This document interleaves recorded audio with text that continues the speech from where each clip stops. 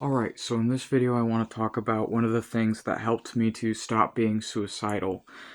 I will say that even as someone that is no longer suicidal and struggled with it for pretty much most of my life, um, that I still do sometimes get passively suicidal ideation or like thoughts or other things, but it's no longer, when it does come, even remotely close to as bad as it used to be for most of my life. So I would say that I wanted to die because the environment around me, as well as like the way that I was, didn't really fit. So, like, a lot of the connections around me were fake or did not have empathy or love, or it was like conditional or an act. My father was a narcissist and was very emotionally abusive to me for years of my life. And I have talked about that before on like my Instagram.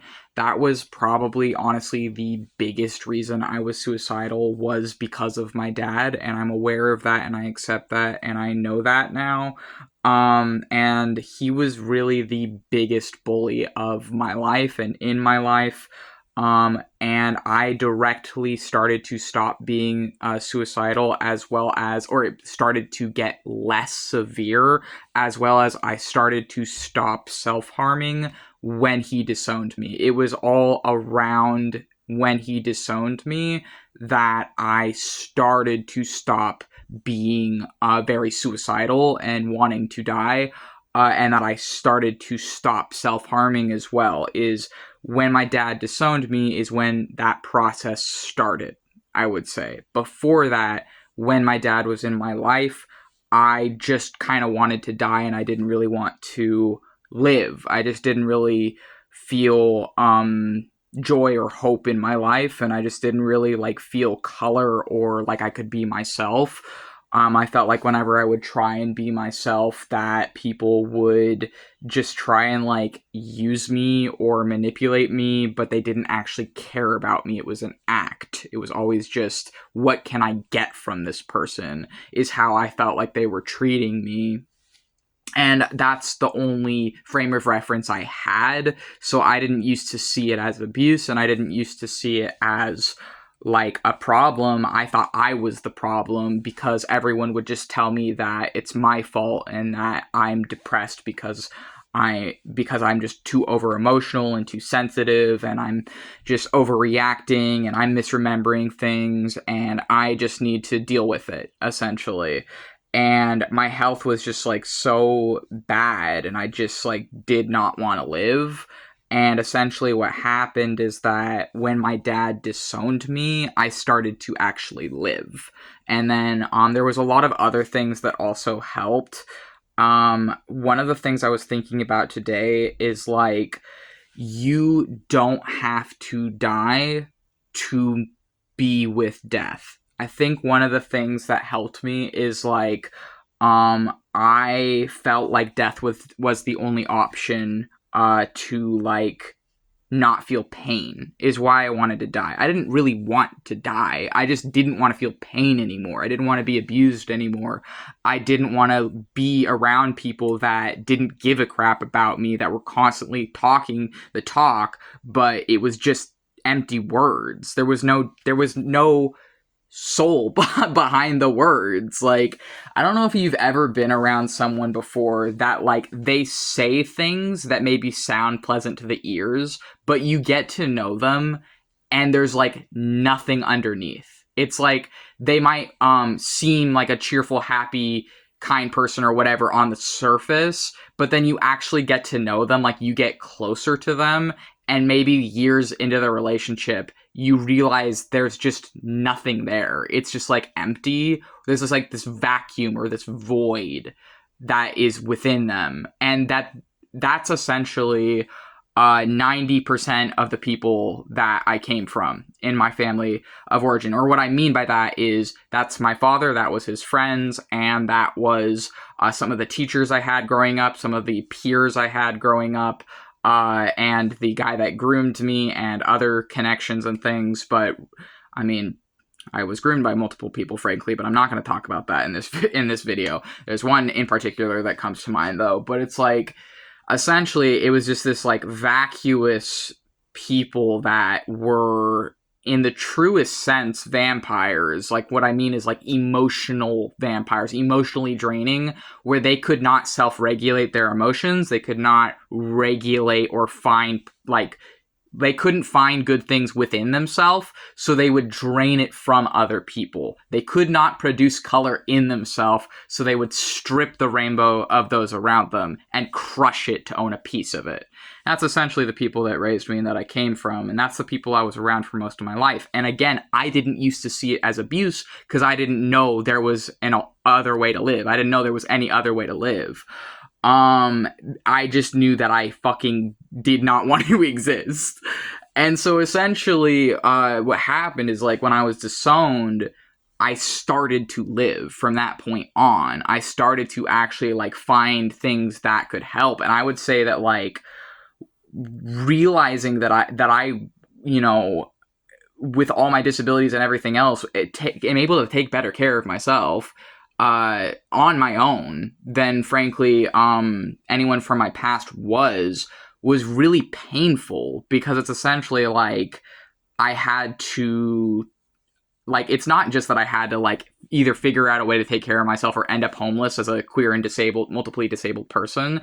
It's also realizing that even with that struggle and learning that struggle as an autistic and DID system, learning to be self-sufficient, essentially, to the most of my ability, in combination with realizing that struggle, doing that alone, was less painful than being that man's son was like really hard. And I think that the other thing is that with the whole, like, you don't have to die to be with death thing, I, as, like, a witch, met a god of death.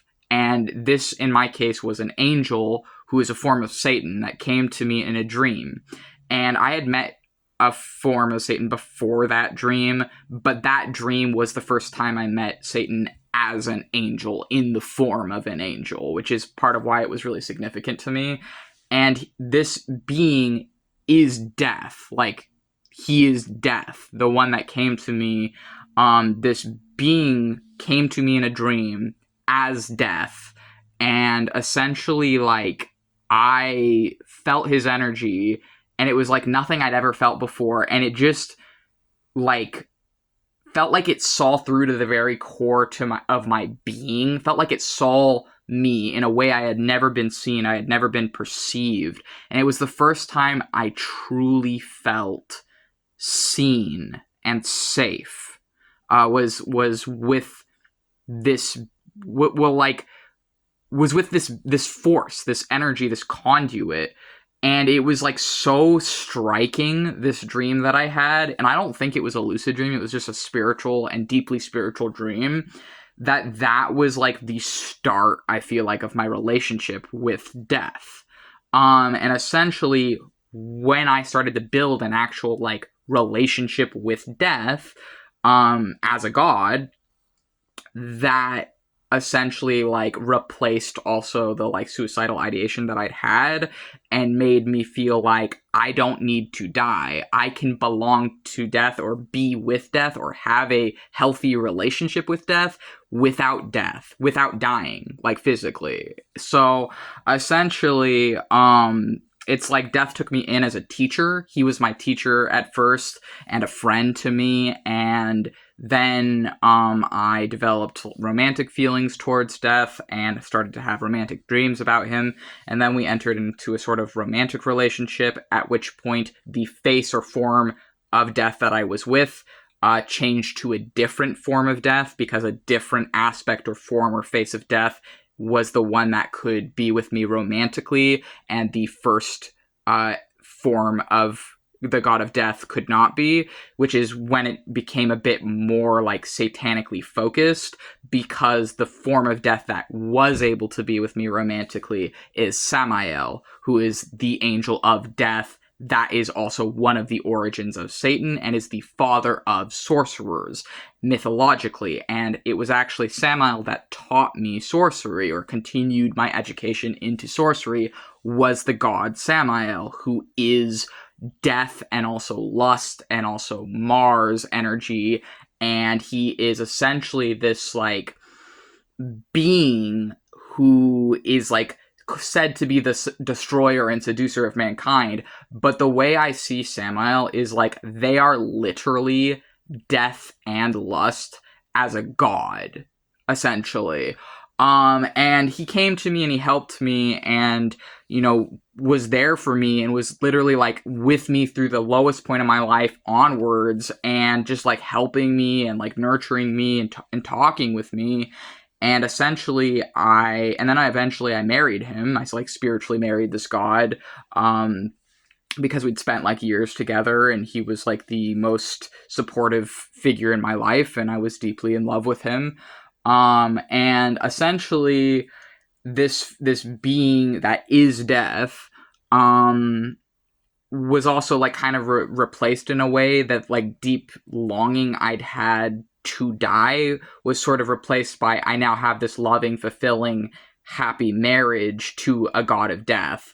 And it's like I have the relief that death would bring, while still being alive. The other part of this is, like, I don't want to have to wait until some hypothetical future incarnation to find happiness. I shouldn't have to have a physical death just to experience pleasures, joys, hope, whatever, just because I live in a system that actively tortures, criminalizes, and hates disabled people and LGBT people here in the USA. Just because I live in a capitalistic hellscape and a fascist dystopia bullcrap of this, like, current state of the USA doesn't mean that I should have to die or sacrifice myself. The playback got a little effed here, just to, like, experience the joys of life in another life. And the other thing is, like, how this kind of ties into me being transgender is, like, I shouldn't have to wait until another incarnation